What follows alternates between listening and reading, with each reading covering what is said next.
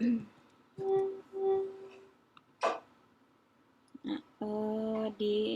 kita awali pembahasan terkait dengan penelitian kualitatif dan kuantitatif ini dari melihat definisi ataupun gambaran umum dari kedua metode ya. Pertama ada metode kualitatif di mana dia mengutamakan bahan atau hasil pengamatan yang sukar diukur gitu ya. Jadi agak sulit dilakukan pengukuran dengan angka-angka meskipun bagi kita orang kuantitatif ini bisa kita modifikasi sedemikian rupa gitu ya, sehingga semua bisa terukur dengan angka gitu ya, bisa kita kuantifikasi gitu. Nah, contoh penelitian tentang persepsi masyarakat terhadap suatu program, terhadap suatu produk gitu ya. Kita orang kuantitatif kan bisa mengkuantifikasi beberapa indikator yang ingin kita ukur gitu ya. Tapi bagi orang kualitatif, mereka akan membuat deskriptif atau naratif secara kualitatif gitu ya. Dan menurut mereka sulit untuk melakukan pengukuran bagaimana merubah persepsi itu ke dalam angka gitu ya. Jadi ya punya kelebihan dan kekurangan dari setiap metode yang digunakan. Nah, kemudian metode kuantitatif ini mengutamakan bahan atau keterangan dengan angka sehingga gejala yang diukur itu dapat kita gunakan ke dalam bentuk skala, kemudian nanti bisa kita olah mau menjadi indeks, kemudian kita sajikan dalam tabel ataupun mungkin kita masukkan ke dalam formula-formula statistik, uji statistik yang semuanya menggunakan ilmu pasti gitu ya, seperti itu.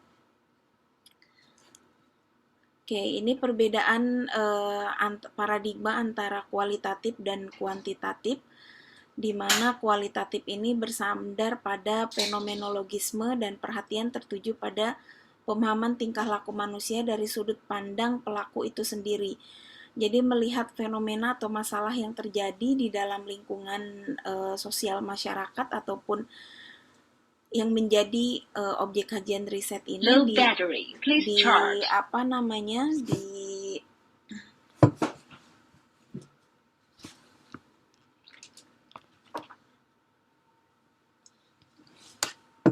didasarkan pada pandangan si pelaku. Pelaku di sini adalah si peneliti ya, karena nanti kita akan bahas bahwa di kualitatif yang menjadi instrumen penelitian itu adalah peneliti. Beda dengan di kuantitatif. Kalau di kuantitatif yang menjadi key instrumen itu kan instrumen penelitian, misal seperti kuesioner, guidance wawancara ataupun yang lainnya gitu ya. Seperti itu. Kemudian bersifat subjektif. Karena memang berdasarkan amatan si peneliti pertama, dan yang kedua kita melakukan penelitian langsung. Mau tidak mau subjektivitas dari peneliti pasti akan mempengaruhi hasil amatan yang dilakukan oleh peneliti. Meskipun secara secara aplikasinya subjektivitas di dalam kualitatif juga bisa diminimalisir gitu ya. Karena seiring dengan pengalaman peneliti kualitatif pun akan lebih bisa mengaplikasikan teori-teori di metode kualitatif, sama halnya di kuantitatif gitu ya. Kemudian berorientasi pada proses ya, karena kalau kualitatif biasanya cakupannya tidak terlalu mendalam, tidak terlalu luas gitu ya, tapi kajiannya itu mendalam. Jadi hanya pada satu titik lokus, tetapi di sana itu meluas mendalamnya pada lokus itu saja, gitu ya, seperti itu. Kalau kita kan di kuantitatif bisa dengan mudah mengkaji provinsi, mengkaji Indonesia, gitu. Kalau buat orang kualitatif itu luar biasa kalau dengan lokus yang begitu luas, gitu ya. Tetapi ya bisa saja gitu, dan banyak juga yang melakukan. Tapi tentu memerlukan waktu yang lebih lama di dalam penelitiannya. Kemudian tidak dapat digeneralisasi, ya karena kan mereka pengamatan dari apa yang diamati gitu kan. Lain dengan kuantitatif yang kemudian kita bisa mengeneralisasi, di mana karena kita menggunakan metode sampling gitu kan. Satu sampel itu bisa mewakili berapa individu atau individu yang sebenarnya di dalam suatu populasi gitu ya. Seperti itu. Kemudian mengasumsikan adanya realitas yang bersifat dinamik. Ya, kalau di kualitatif dia akan segala perubahan yang terjadi di dalam masyarakat itu akan direkam. Beda dengan kita di kuantitatif, gitu kan? Di kuantitatif itu pasti kita akan menentukan asumsi tertentu, atau ketika ada suatu hal yang sulit diukur itu akan kita angkat menjadi sebuah keterbatasan penelitian.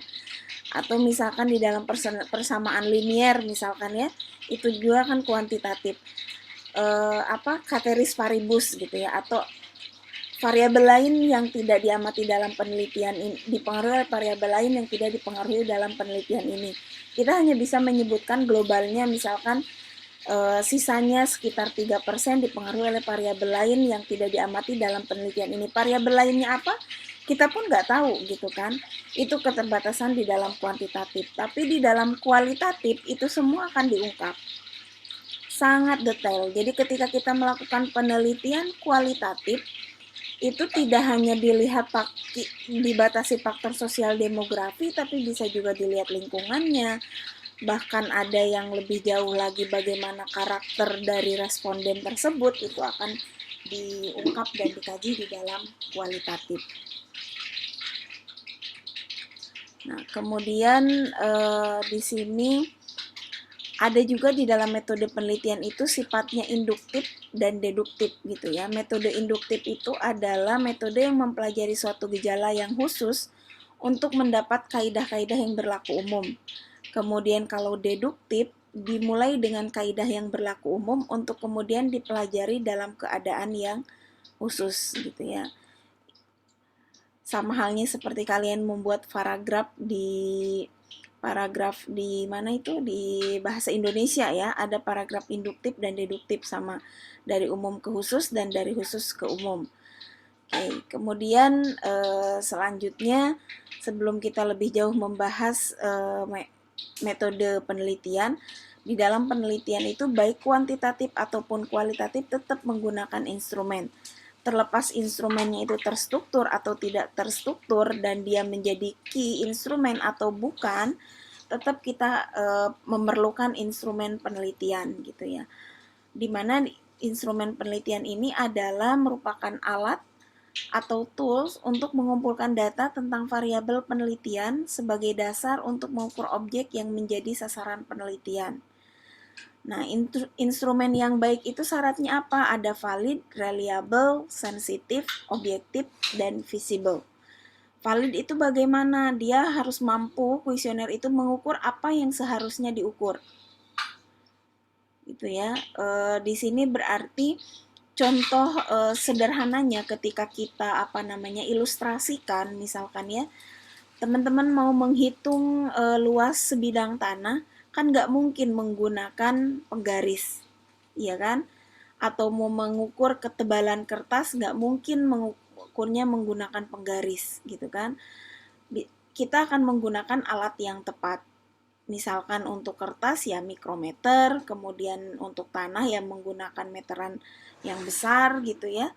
Nah, begitupun di dalam kuesioner, jangan sampai kita mau mengukur pengeluaran misalkan ya.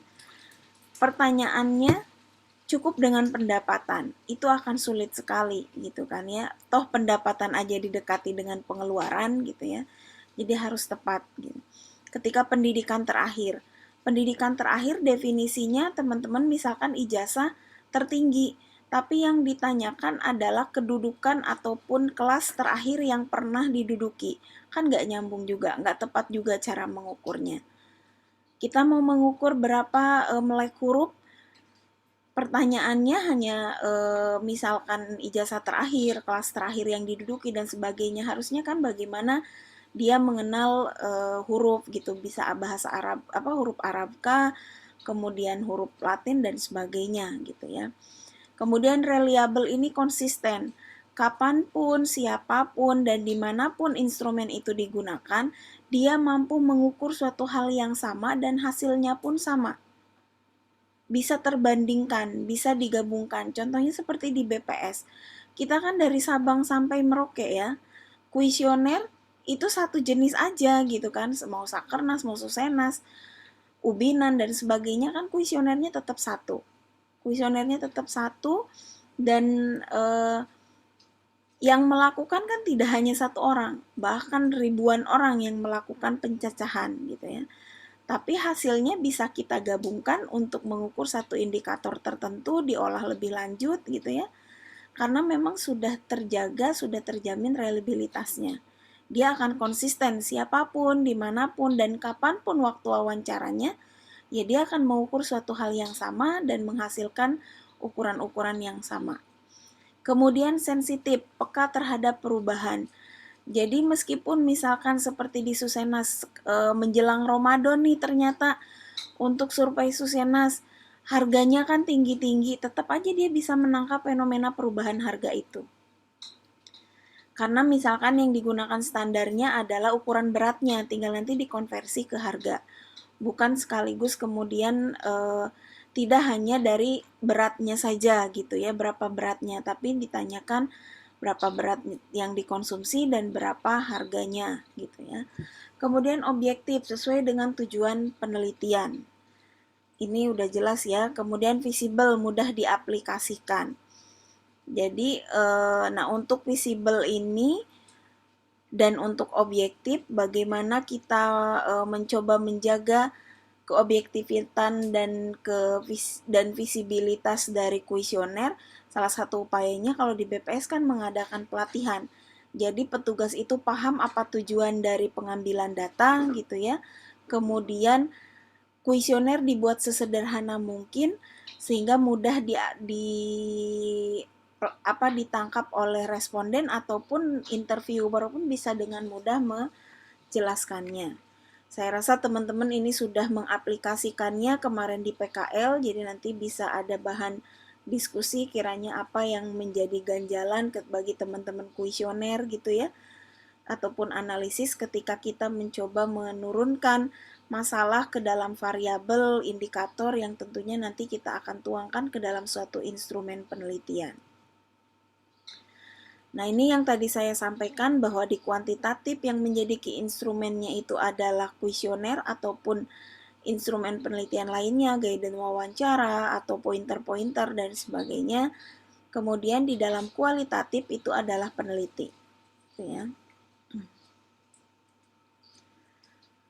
Di dalam penelitian kuantitatif, peneliti akan mengumpulkan instrumen untuk mengumpulkan data, akan menggunakan instrumen untuk mengumpulkan data. Ya, seperti di BPS ataupun misalkan teman-teman ketika nanti skripsi atau di PKL lah ya kemarin, kita kan kuantitatif. Tidak hanya orang analisis saja kan yang mengumpulkan data, bahkan mungkin teman-teman analisis dan beberapa posisi tertentu tidak banyak mengambil datanya. Tapi semua mahasiswa mengambil datanya. Karena yang menjadi key instrumen di dalam kuantitatif itu ya memang instrumen penelitiannya. Jadi tidak masalah ketika peneliti tidak langsung mengambil data ke lapangan gitu ya.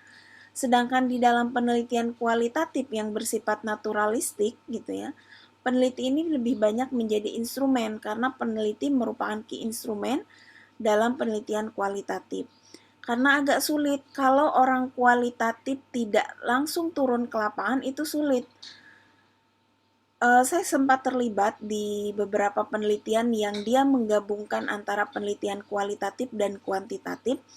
Ketika di riset yang pertama, tim kualitatif itu langsung turun ke lapangan dan berinteraksi langsung dengan responden, itu lebih kepuasan dari si peneliti itu lebih tinggi gitu ya, dan dia merasa bahwa tidak ada, ibaratnya tuh info yang terlewat tuh nggak ada gitu kan, kajiannya lebih mendalam, lebih meluas gitu kan. Nah di penelitian yang kedua, dikarenakan memang kondisi pandemi, kita hanya bisa melakukan wawancara baik melalui telepon, video call, ataupun Zoom, dan itu jarang Zoom karena respondennya pada umumnya kurang melek gitu ya, kurang melek teknologi. Itu peneliti kualitatif sedikit mengeluhkan agak kurang puas gitu kan, dan kajiannya tidak bisa mendalam karena hanya sebatas pertanyaan-pertanyaan yang mungkin bisa kita diskusikan saja. Kita tidak bisa melakukan pengamatan langsung bagaimana kondisi lingkungannya, apakah yang disampaikan itu seiring dengan di lapangannya gitu kan. Ketika kita bertanya terhadap responden satu, kita bisa mencari orang yang ada di sekelilingnya, bagaimana pendapat orang tersebut terhadap responden gitu kan. Itu akan lebih memperkaya hasanah penelitian dari peneliti kualitatif, karena mereka kekuatannya itu di naratif. Bagi kita orang kuantitatif itu juga agak sulit ya. Kita kan sulit membuat rangkaian kalimat yang berpanjang lebar gitu ya. Itu agak sulit, tapi orang kualitatif itu luar biasa. Kajiannya luas, mendalam gitu ya. Luasnya bukan meluas dari sisi lokus ya, biasanya kalau lokus hanya mengkaji satu titik tertentu saja. Seperti itu. Kemudian instrumen penelitian ini digunakan untuk mengukur nilai dari variabel yang akan diteliti. Kemudian jumlah instrumen yang akan digunakan untuk peneliti ini tergantung pada ragam variabel yang diteliti. Sama seperti di BPS ya, kan ada modul rumah tangga, ada modul pengeluaran gitu ya. Apalagi SDKI lebih banyak modul-modulnya tuh. Ada modul buat wanita usia subur, laki-laki usia subur gitu ya, dan sebagainya. Itu tergantung dari variabel yang ingin diamati. Nah, sekarang kita mulai masuk ke dalam metode penelitian kualitatif.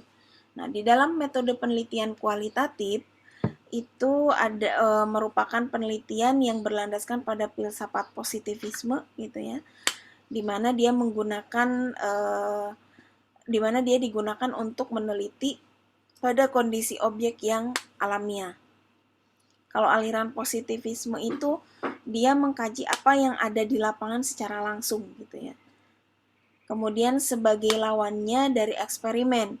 Kalau eksperimen kan kita memberikan treatment, tindakan-tindakan khusus. Kalau teman-teman sudah belajar di Medstat 2, ada di materi terakhir ANOVA dan desain eksperimen gitu ya, RAK kayak gitu-gitu kan ada perlakuannya.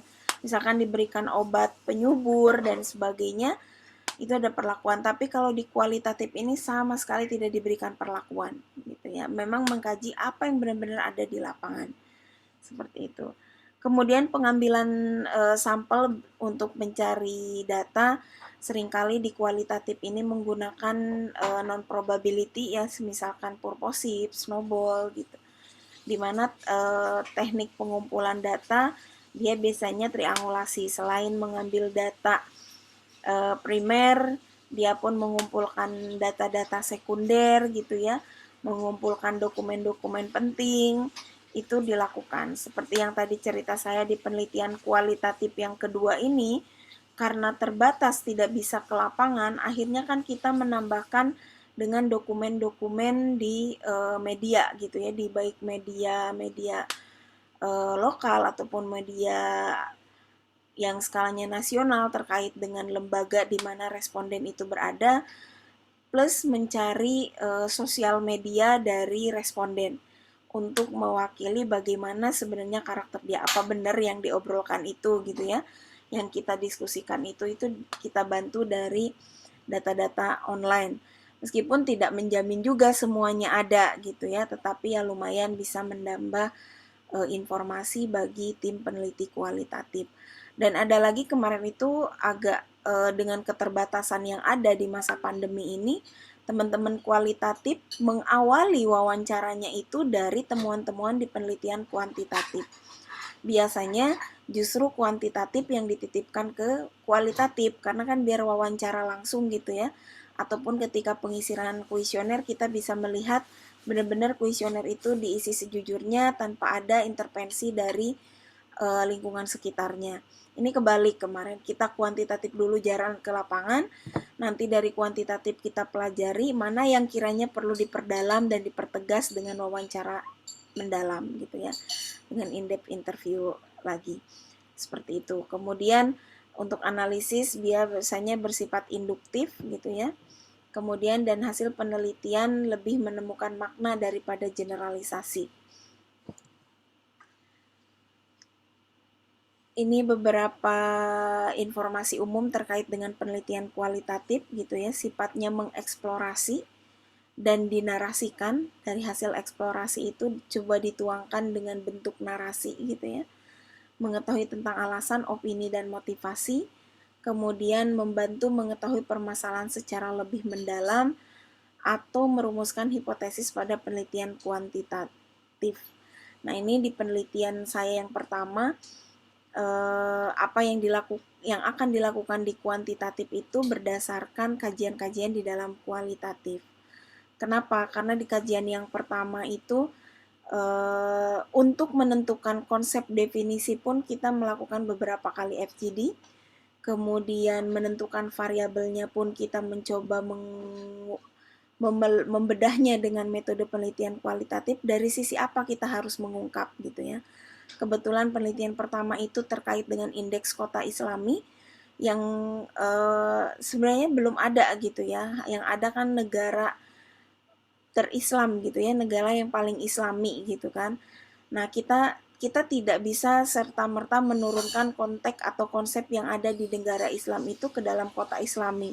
Akhirnya kita pun membedahnya dengan apa ya istilahnya ada di teman-teman yang syariah ataupun kualitatif itu gitu kan, ada yang disebut dengan makosid syariah gitu. Bagaimana kita melihat atau membedah sesuatu itu gitu ya, bisa dilihat dari ada kalau nggak salah ada 9 aspek. Dari situlah baru teman-teman kuantitatif bisa menurunkan variabelnya. Jadi memang indah ketika kita bisa berkolaborasi dengan teman-teman kualitatif sehingga kita pun bisa lebih terbuka, oh ternyata seperti ini gitu ya untuk di kualitatif.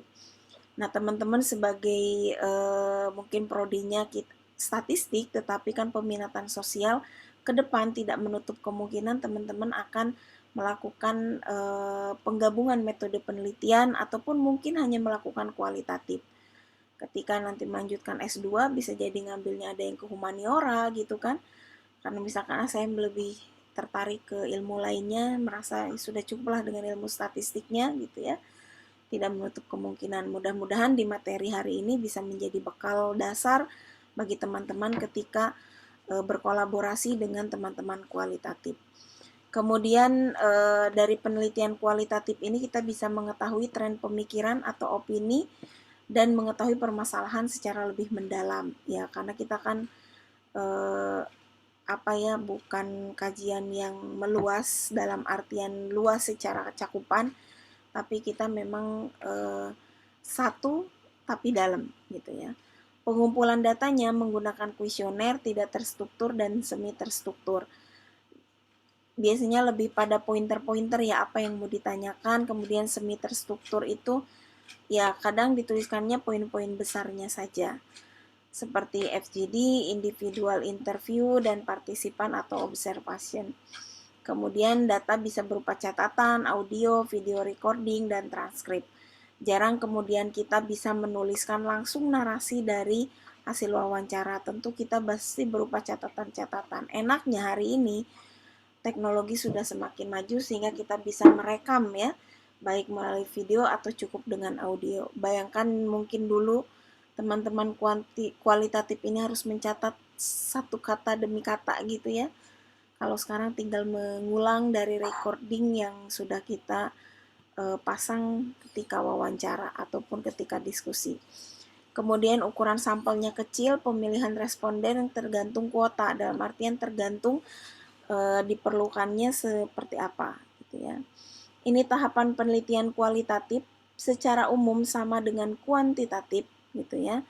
Di sini bedanya adalah dalam metode pengumpulan data gitu.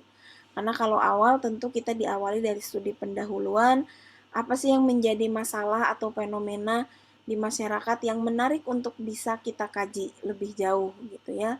Kemudian setelah muncul permasalahan, kita coba baca pustaka-pustaka yang kemudian nanti akan memberikan berbagai kasus, berbagai kajian serupa dengan kajian kita, dan kita pun akhirnya bisa merumuskan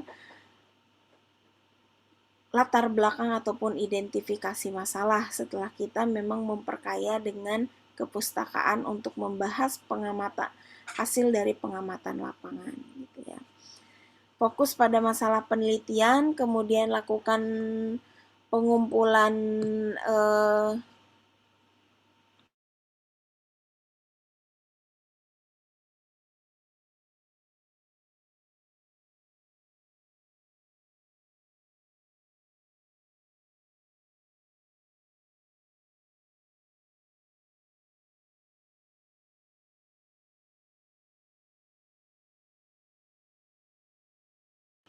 kemudian pengumpulan data. Nah, dari hasil pengumpulan data kita diuji keabsahan atau kredibilitas dari data tersebut, gitu ya.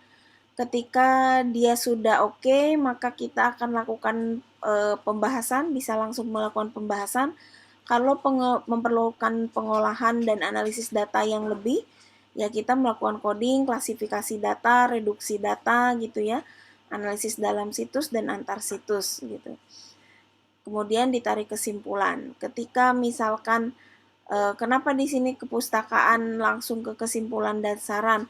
Kalau kualitatif kadang kan ketika metodenya studi literatur dari kepustakaan langsung ada kalanya hasil dari ini bisa kita membuat kesimpulan dan saran gitu ya dari hasil kepustakaan ini, sekaligus dia akan melakukan pembahasan seperti itu. Atau dari telaah kepustakaan itu bisa masuk ke panahnya ke pembahasan juga terlebih dahulu bisa gitu ya. Nah, selanjutnya beberapa karakteristik dari penelitian kualitatif. Pertama ada studi situasi alamiah.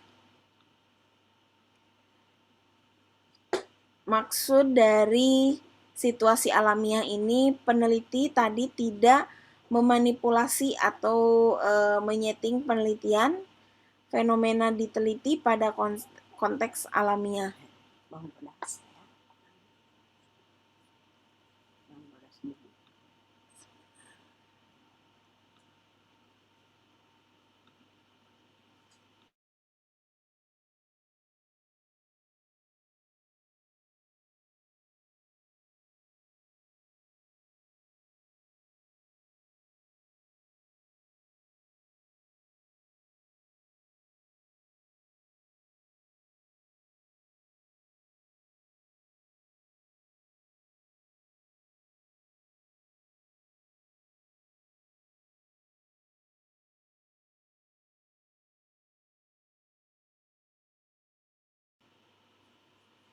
Oke, kemudian yang kedua, mohon maaf ada iklan terlebih dahulu. Kemudian berorientasi pada penemuan amat berbeda dengan situasi eksperimental. Jadi memang menceritakan dan mengkaji apa yang dilihat tanpa ada yang ditutupi. Ya, dan tidak memberikan perlakuan apapun. Kemudian penekanan pada dinamika dan proses dari fenomena yang kompleks, fokus lebih pada variasi pengalaman individu atau kelompok. Jelas ya. Kemudian yang kedua, penelitian kualitatif ini bersifat induktif, jadi peneliti tidak membatasi penelitian pada upaya menerima atau menolak hipotesis. Wawancara pun dibuat terbuka gitu ya. Pemahaman mendalam tentang fenomena yang kita kaji dari pertanyaan-pertanyaan wawancara terbuka itu, kita ingin memahami secara mendalam terkait dengan fenomena yang ingin kita teliti gitu ya. Keunikan yang ditemukan akan membantu membangun suatu konsep umum. Jadi di sini dari khusus ke umum gitu ya. Jadi dari poin-poin apa nanti di lapangan ada keunikan-keunikan tertentu, nah itu biasanya kemudian akhirnya akan menjadi konsep umum. Ini gambaran umum dari penelitian kualitatif yang bersifat induktif. Jadi kita dari materi yang general gitu ya. Kemudian dilakukan penelitian secara observasi terhadap reality ataupun data empirik. Setelah itu dikaji lebih dalam, kemudian didukung oleh teori di dalam topik yang terkait. Setelah ini akan keluar theoretical framework, dalam artian akan keluar konsep-konsep umum yang bersifat khusus gitu ya. Kan ini misalkan meluas gitu ya. Nah, di sini akan dari keunikan-keunikan tadi akan muncul hal-hal spesifik yang biasanya nanti akan dijadikan theoretical framework atau konsep umum, konsep awal dalamnya, konsep dasar gitu ya. Seperti itu. Kemudian kalau induktif gambarannya seperti ini, dari theoretical framework kita mempunyai teori-teori gitu ya. Kemudian kita kaji berbagai macam teori terkait dengan topik yang akan kita bahas. Akhirnya keluarlah poin-poin yang spesifik gitu ya, teori-teori spesifik, sehingga nanti peneliti bisa melakukan tes atau uji hipotesis berdasarkan data empirik. Kalau bisa digambarkan seperti ini, ketika induktif dia dari yang umum gitu ya, akhirnya akan mendapatkan yang khusus tadi, yang keunikan-keunikan tadi. Kalau di deduktif dia punya teori besar, theoretical framework, kemudian dikaji dan akhirnya kita akan mendapatkan suatu hal yang spesifik. Kemudian yang ketiga, kontak personal. Ada hubungan personal langsung dengan subjek untuk memahami realitas dan kehidupan sehari-hari. Kemudian keterlibatan mendalam dengan subjek, peneliti sebagai instrumen.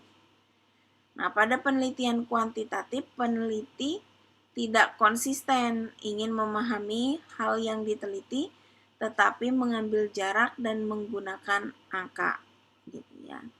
Tapi tidak kemudian jadi salah, enggak juga, karena kita punya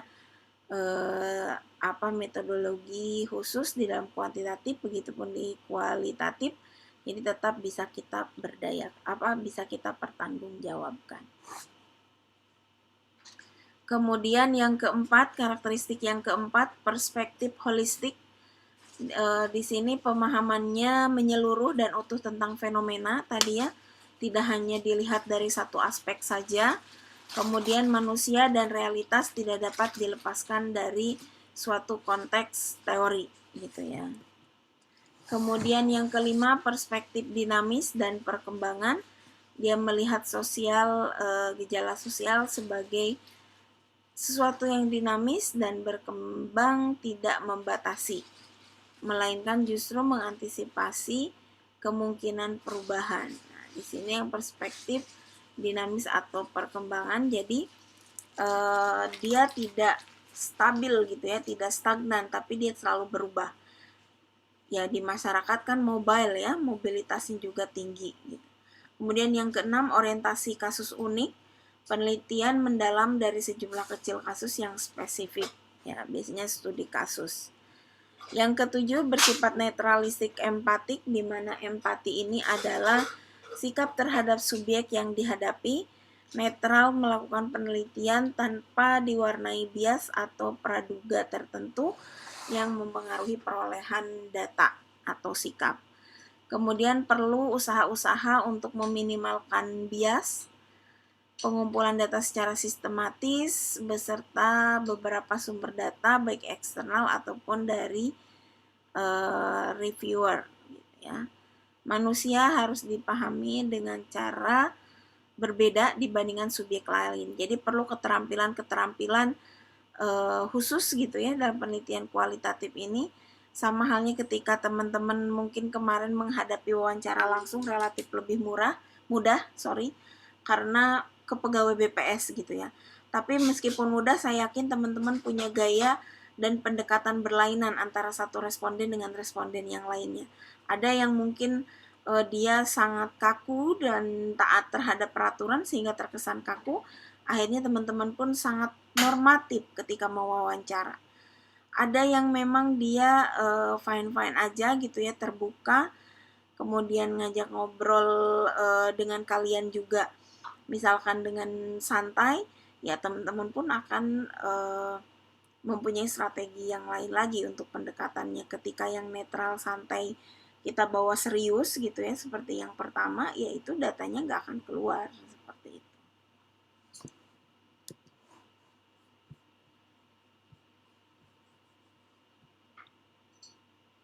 Oke, yang kedelapan teknik pengumpulan dan data kualitatif.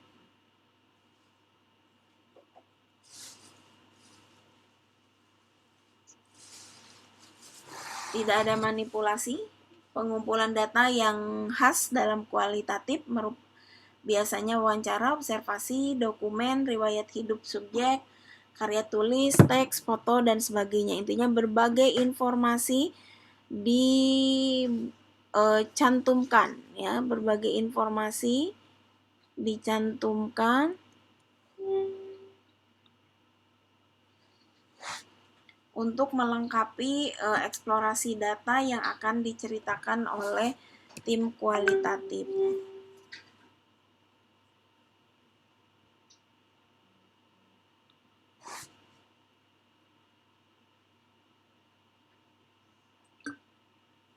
Nah, di dalam penelitian kualitatif, desain penelitian itu bersifat luas, berkembang sejalan dengan kemajuan penelitian di lapangan. Berarti Bu kalau gitu nggak buat desain penelitian di lapangan, ya tetap buat, tetapi dia tidak kaku. Ketika memang berubah ya kita berubah gitu ya. Saya pernah di kuantitatif pun mengalami perubahan desain penelitiannya, terutama khusus di kuesioner ya.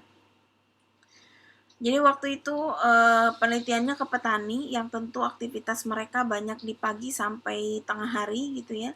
Bahkan ada yang menyambung lagi di sore hari pergi ke kebun atau ke sawahnya. Waktu itu saya menggunakan kuesioner dengan mengadopsi penelitian dari luar negeri yang memang ribuan pertanyaannya, mirip-mirip pertanyaannya SDKI lah.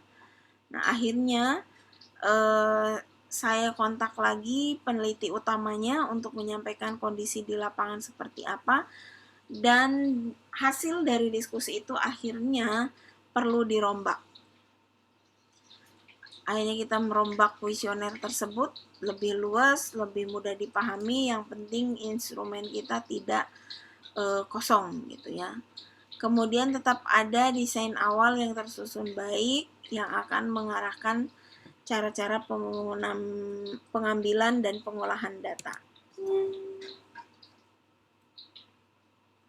Lumayan nih materi hari ini banyak dan ceramah pada umumnya. Jadi kalau kalian mau ada ditanyakan boleh silahkan ya, nanti raise hand ataupun langsung buka mic-nya. Nah, karakteristik yang 10 peneliti sebagai instrumen kunci, dan yang ke-11 mendasarkan diri pada kekuatan narasi. Saya rasa ini udah jelas. Kemudian yang terakhir 12 sirkuler, di mana realitas hidup manusia sangat kompleks, tidak dapat didefinisikan secara tegas, secara linier. Kemudian aspek-aspek pendapat saling aspek-aspek dapat saling mempengaruhi hubungan, mungkin tidak satu arah gitu ya, bisa jadi dua arah.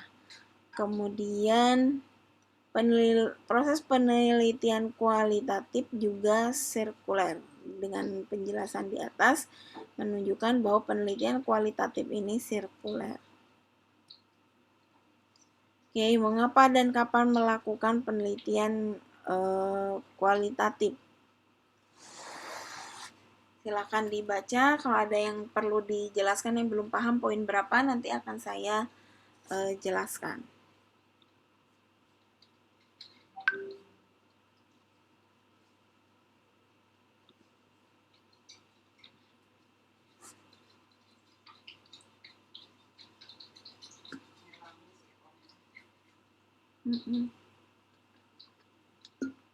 Oh kan jahit celana.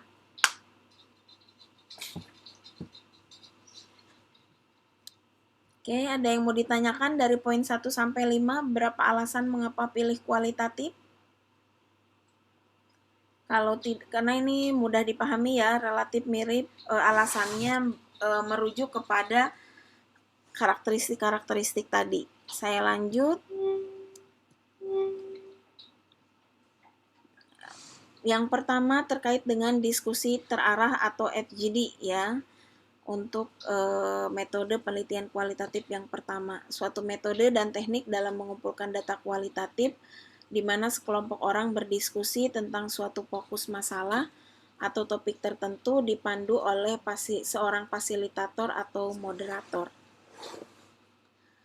Kemudian FGD diikuti oleh peserta yang terdiri dari 7-11 orang, jadi jangan terlalu banyak ya, karena khawatirnya ketika terlalu banyak sulit untuk menemukan titik temu atau sulit bagi peneliti untuk membuat hasil dari penelitiannya karena terlalu beragam pendapat dari orang gitu ya. Apalagi dengan keterbatasan waktu, hal ini sangat perlu sekali diperhatikan. Kemudian peserta FGD terdiri dari orang-orang dengan ciri-ciri yang sama atau relatif homogen berdasarkan dengan tujuan dan kebutuhan studi atau proyek. Kesamaan ciri ini misalkan persamaan gender, tingkat pendidikan, pekerjaan, atau persamaan status lainnya. Nah, di sini contoh kegiatan FGD ketika membahas monitoring dan evaluasi program jaringan pengamanan sosial bidang kesehatan, maka FGD dapat dilakukan pada beberapa aspek. Pertama, kelompok petugas puskesmas, kelompok keluarga pemegang kartu sehat, kelompok keluarga miskin tidak memiliki kartu sehat.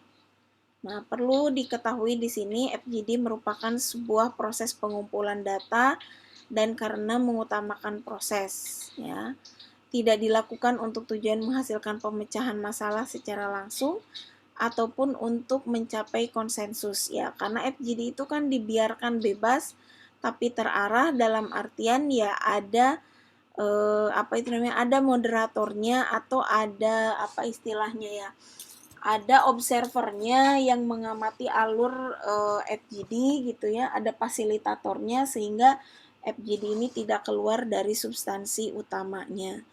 Kemudian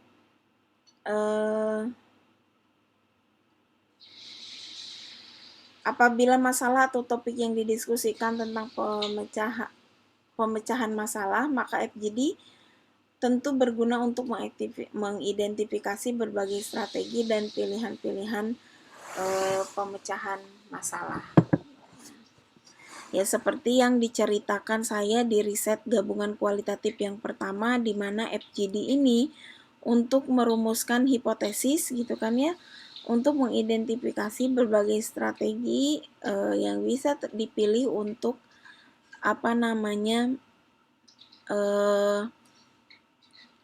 penelitian yang ingin kita lakukan.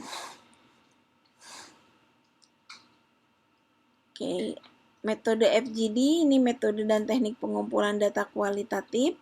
Maka oleh karena itu dalam FGD biasanya digunakan pertanyaan terbuka yang memungkinkan peserta ataupun responden memberikan jawaban sesuai dengan penjelasannya.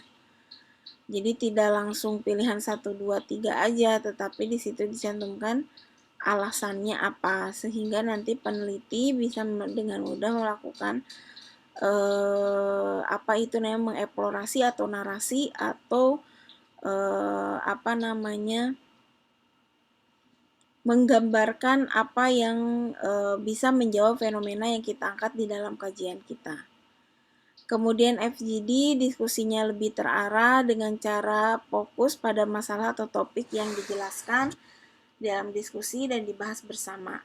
Ya, topik diskusi ditentukan terlebih dahulu, kemudian pertanyaannya dikembangkan sesuai dengan topik dan susun secara berurutan atau teratur alurnya agar mudah dimengerti oleh responden ya. Ini di sini perusahaan karena seringkali FGD digunakan untuk di dalam training gitu ya. Fasilitator mengarahkan diskusi dengan menggunakan panduan pertanyaan. Nah, berlangsungnya diskusi kurang lebih 60-90 menit gitu ya, supaya peserta tidak bosan. Kemudian studi FGD lazimnya dilakukan beberapa kali ya, karena tidak langsung ketemu benang merah atau titik temu pada saat pertemuan pertama. Di pertemuan pertama itu membuat chemistry gitu ya, peneliti dengan lingkungannya. Kemudian FGD dilakukan berapa kali, jumlah tergantung tujuan. Tadi sudah kegiatan FGD yang pertama kali dilakukan biasanya memakan waktu yang lebih panjang dibanding FGD sebelumnya. Karena pada FGD pertama ibaratnya kita baru mengenal, oh bagaimana ya ini kuesionernya, bagaimana cara mewawancarainya. Biasanya setelah 2 atau 3 mewawancarai, selanjutnya biasanya lancar. Ya.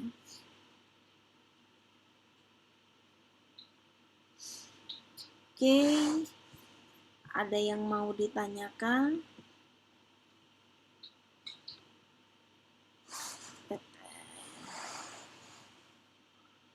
Oke, ini nanti bisa dibaca ya, saya pikir cukup mudah. Kemudian kegunaan FGD bisa merancang kuesioner survei, bisa menggali informasi mendalam, mengetahui pengetahuan, sikap, dan persepsi dari suatu studi yang menggunakan FGD.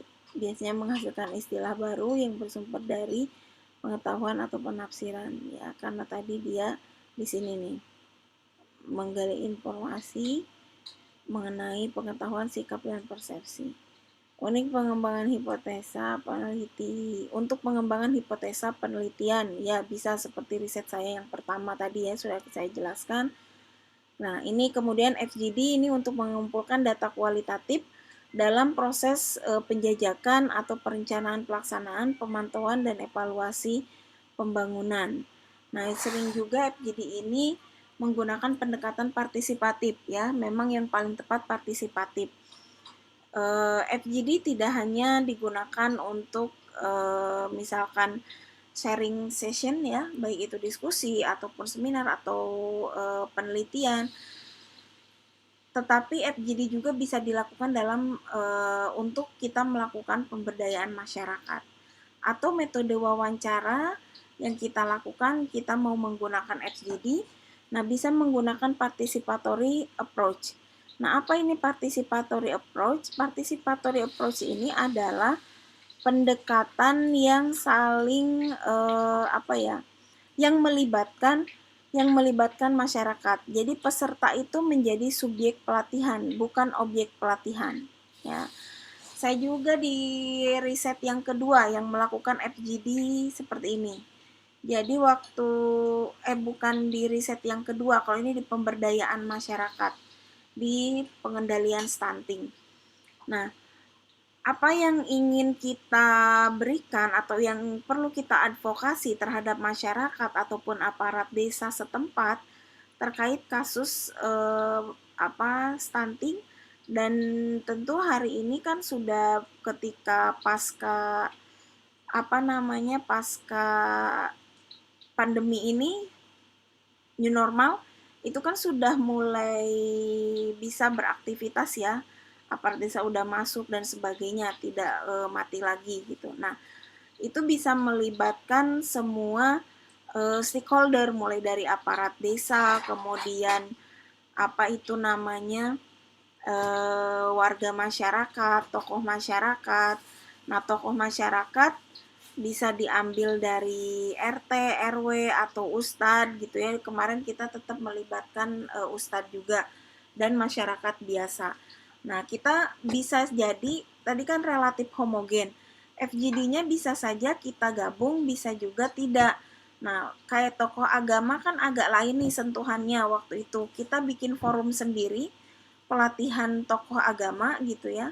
Kemudian tokoh masyarakat itu digabungkan. Tokoh masyarakat digabungkan dengan aparat desa, dengan tokoh masyarakat seperti kader Posyandu ya, kemarin banyaknya karena, dan kader-kader PKK setidaknya sudah punya dasar ilmu kesehatannya, karena kan di pengendalian stunting kemarin itu kita pemberdayaannya.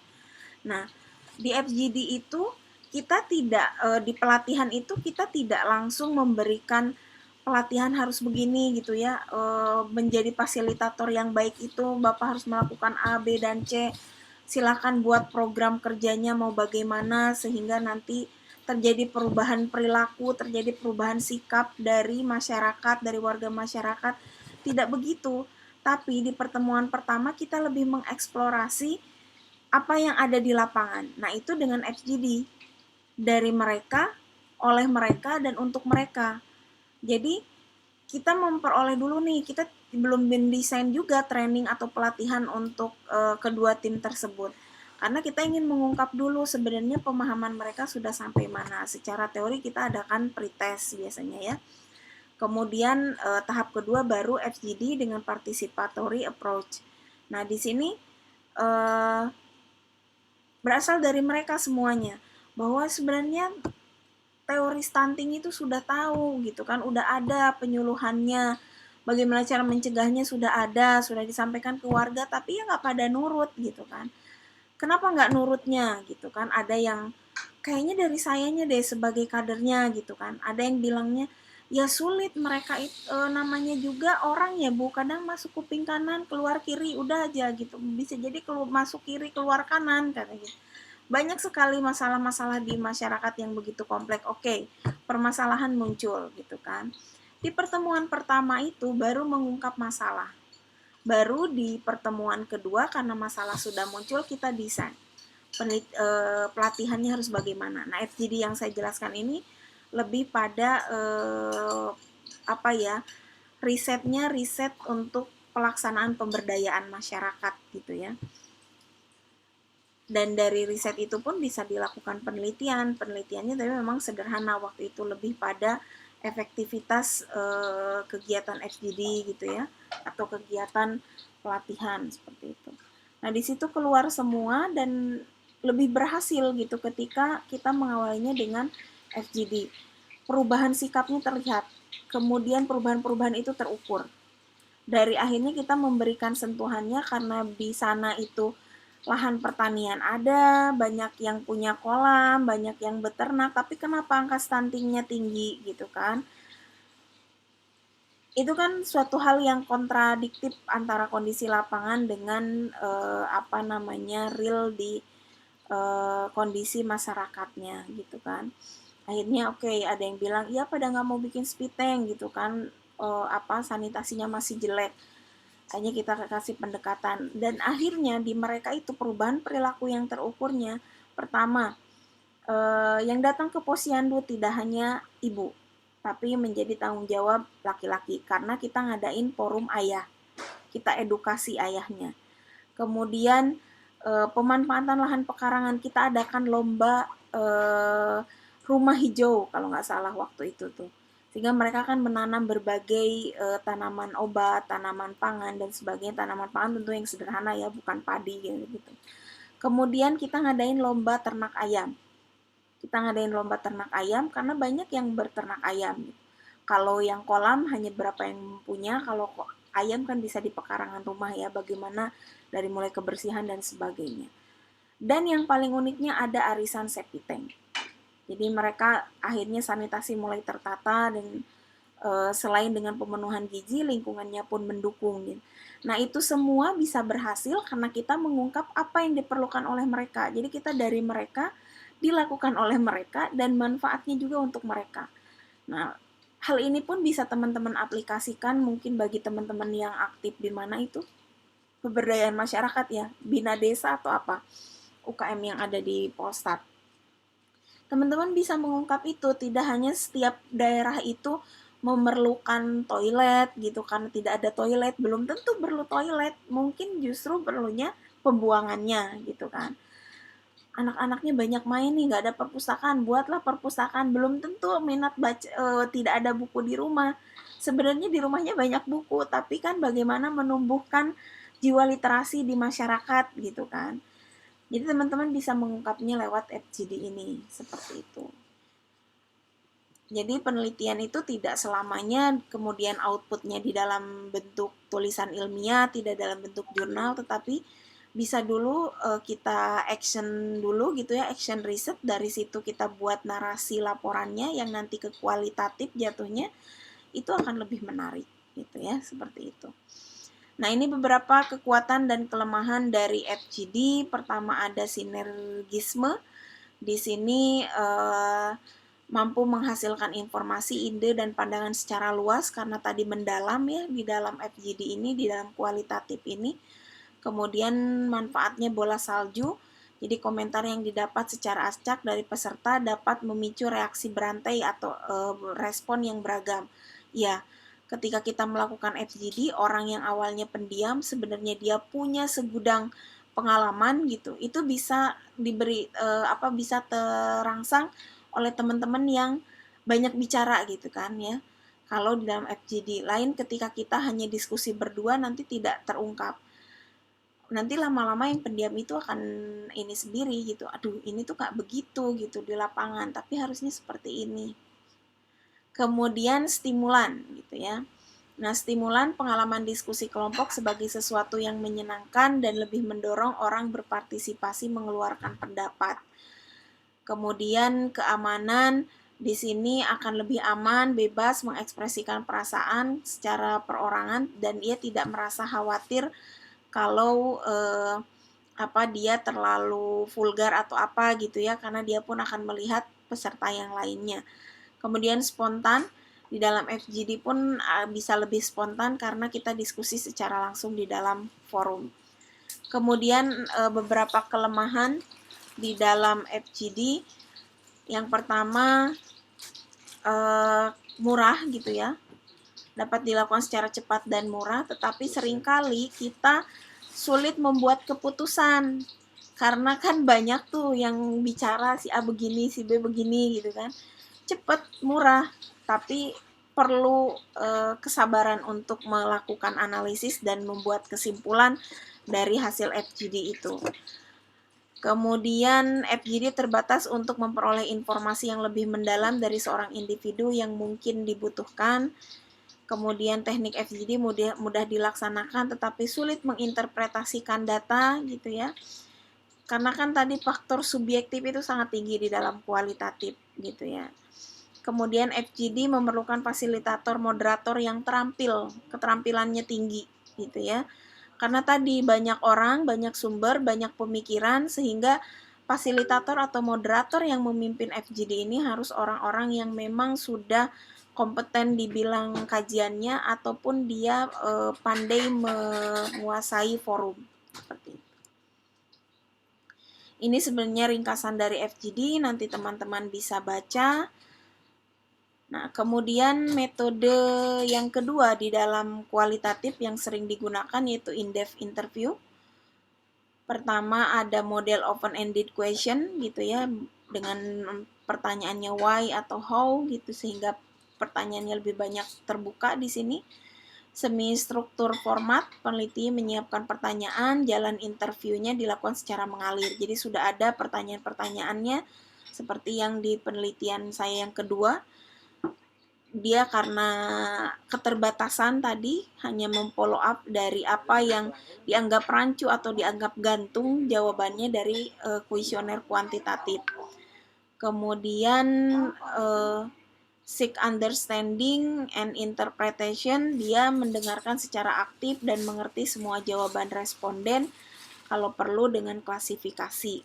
Dan yang terakhir ada recording responses, dia menggunakan audio recording, kemudian disertai catatan, merekam tingkah laku verbal ataupun non-verbalnya gitu ya.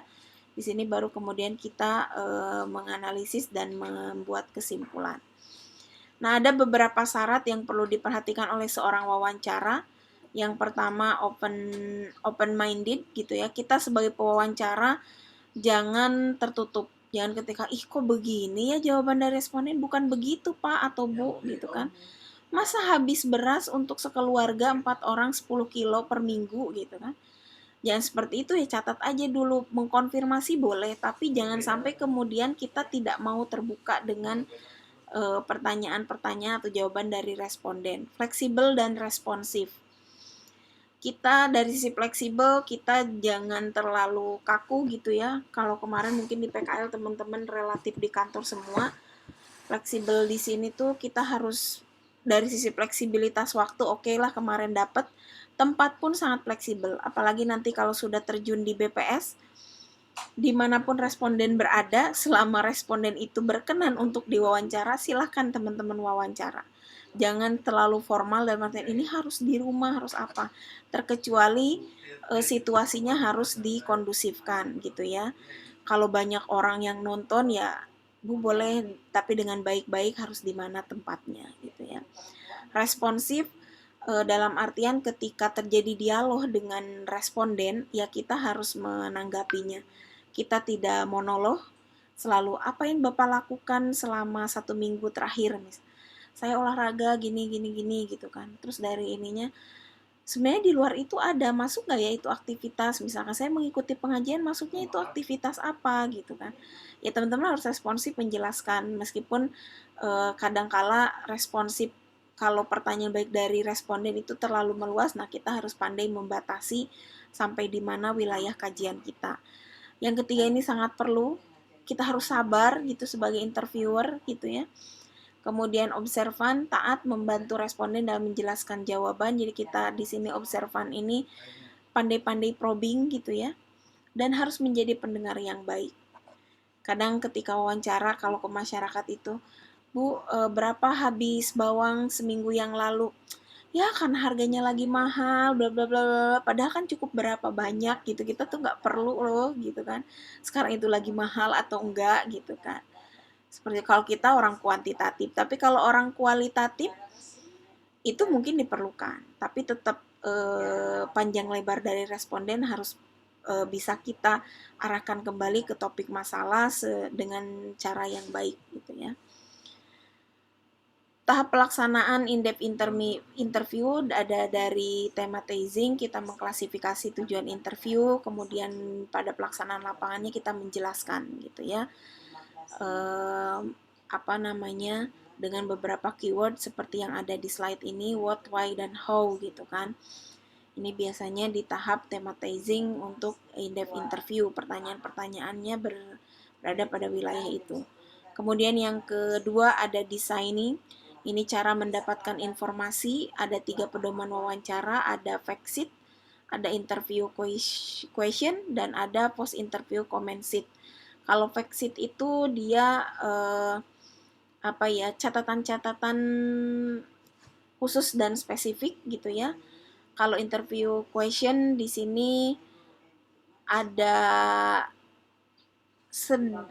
ada deretan pertanyaan misalkan di sebelah kiri, di sebelah kanannya untuk jawaban. Biasanya desainnya seperti itu. Kemudian ada post interview comment sheet. Dia catatan setelah interview meliputi perasaan, interpretasi, dan komentar lain terjadi saat wawancara. Nah, kalau ini benar-benar report wawancara secara umum gitu ya. Biasanya kalau hari ini menggunakan recording aja gitu. Jarang yang kemudian ditulis secara langsung. Tahap ketiga ada interviewing. Di sini adalah memperkenalkan, menjelaskan tujuan penelitian serta membantu suasana responden untuk nyaman dalam selama wawancara gitu ya. Kemudian kalau teman-teman mau merekam, minta izin, jangan langsung direkam begitu saja. Dan yang keempat, transcribing. Di sini membuat transkrip, menarasikan hasil dari wawancara tadi, atau membuat tulisan dari hasil recording yang teman-teman buat.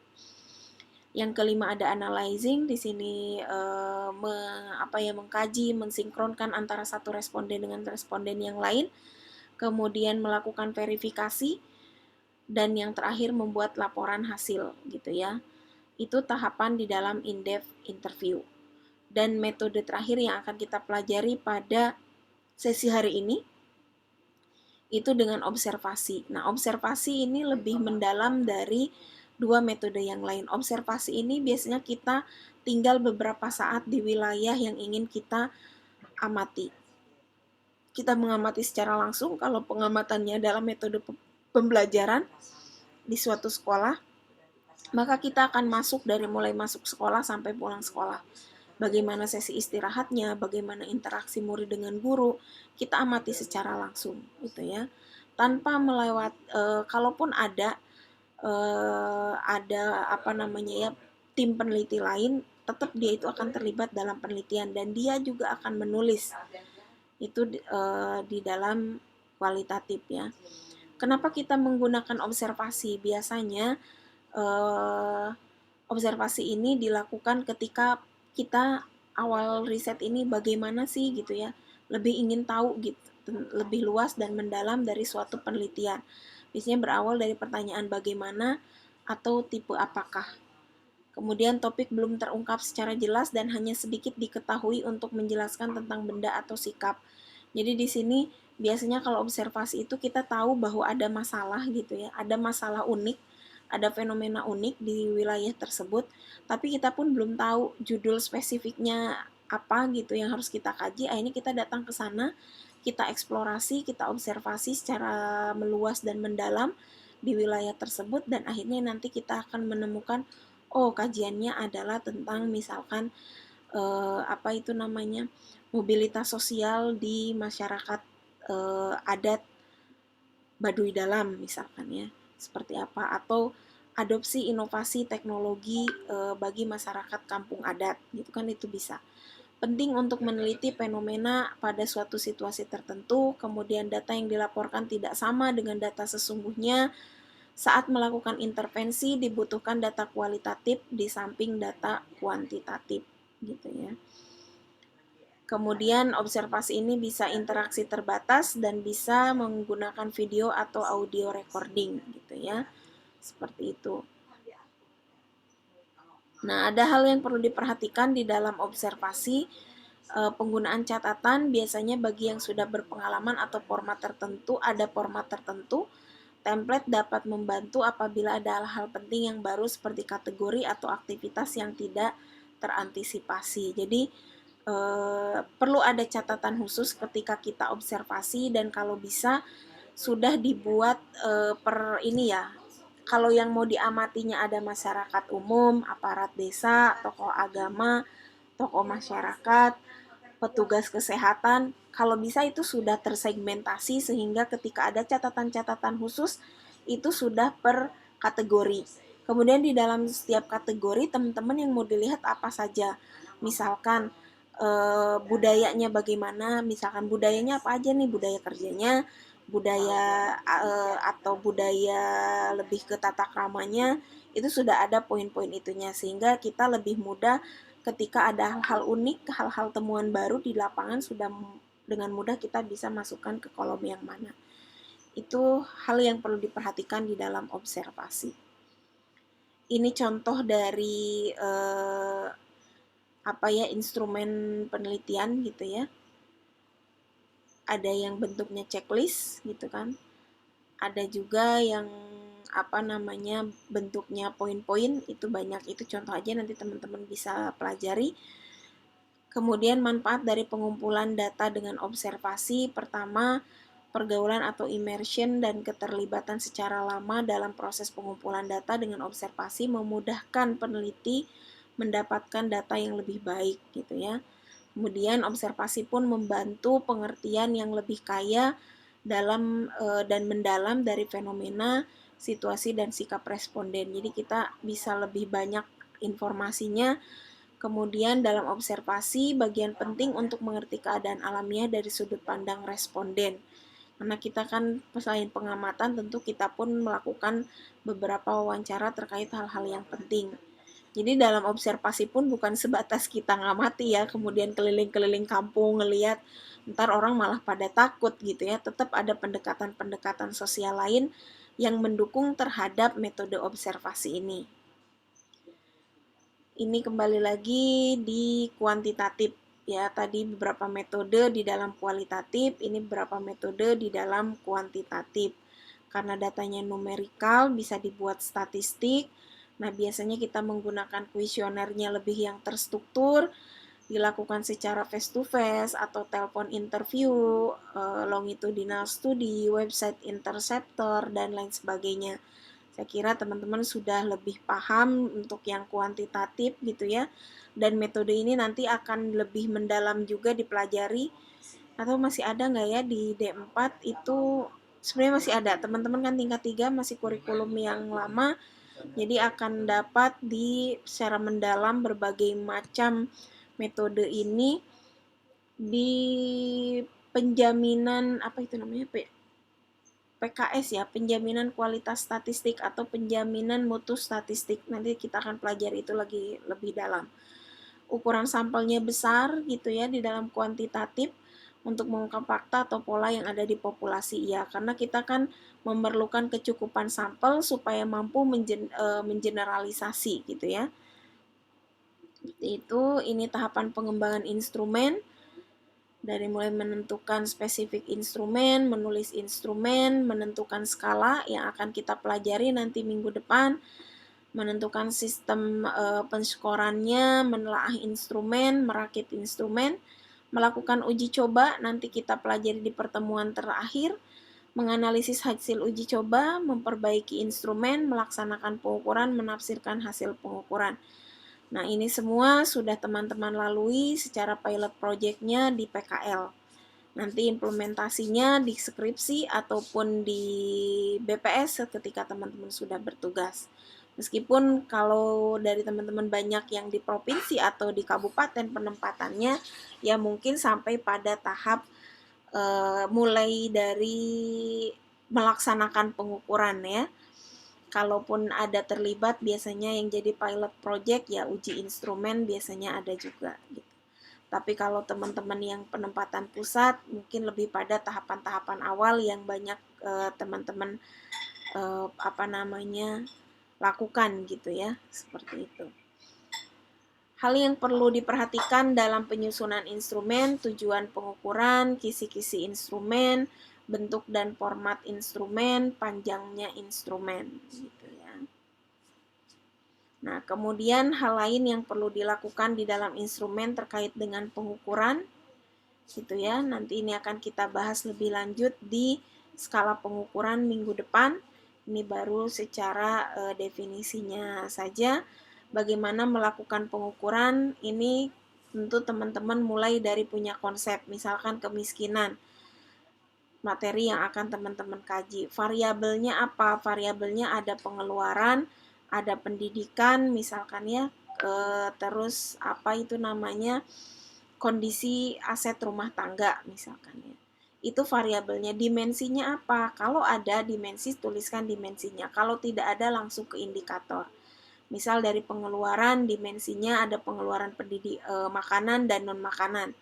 Nanti indikatornya apa? Makanan mulai dari kebutuhan pokok, 9 bahan pokok, sampai dengan kebutuhan-kebutuhan penunjang lainnya, kebutuhan pendidikan dari mulai biaya sekolah hingga biaya transport, buku, dan sebagainya. Seperti itu ya. Setelah dapat indikator, baru kita akan merangkai item pertanyaan ataupun pernyataan di dalam suatu kuesioner gitu ya. Kalau dia kualitatif, biasanya sampai dengan variabel atau dimensi saja sudah bisa jalan gitu, karena sampai dimensi pun sudah menjadi guidance wawancara. Nanti apa yang ingin dibahas lebih dalamnya akan mengalir dan terungkap seiring dengan pelaksanaan wawancara.